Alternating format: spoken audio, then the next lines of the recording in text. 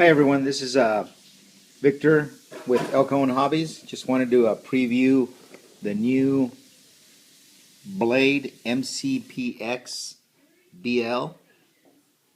This is the bind and fly version, and of course it has a new AS3X system. And let's go ahead and open it up and see what's in the box.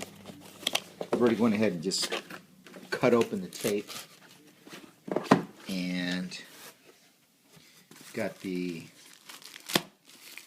looks like an extra set of blades, screwdriver, and maybe some links, and there's the owner's manual.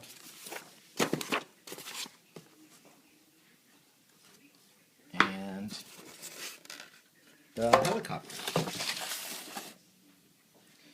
So you can see it comes with the charger, a new battery, which is, let's see if I could focus in here. It's a 2-cell 200 milliamp battery,